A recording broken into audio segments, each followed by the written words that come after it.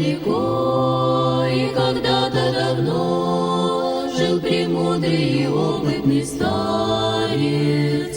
Он всегда говорил, беспрестанно твердил: слава Богу за скорбь и за радость, слава Богу за все, слава Богу за все, слава Богу за скорбь и за радость.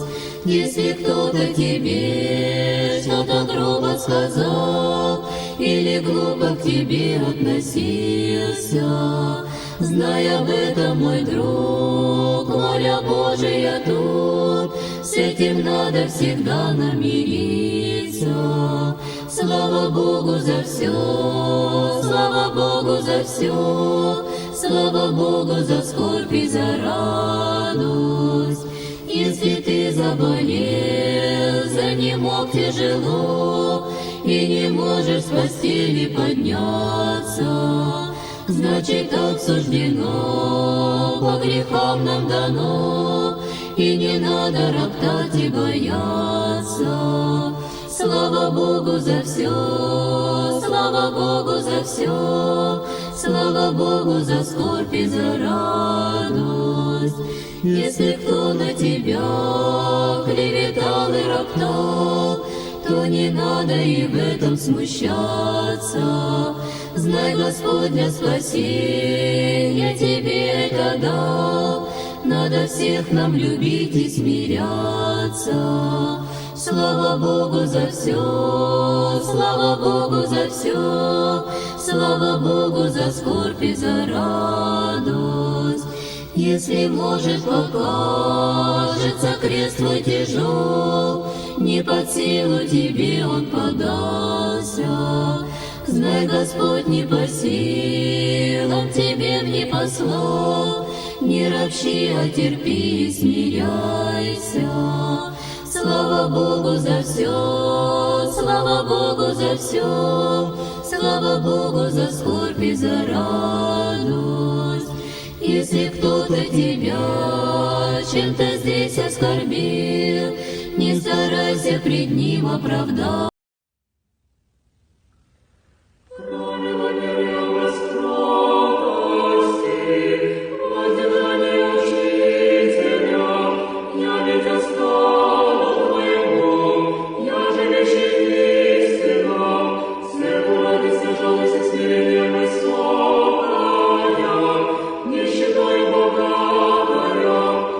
Священномасляный ученик Бога, молит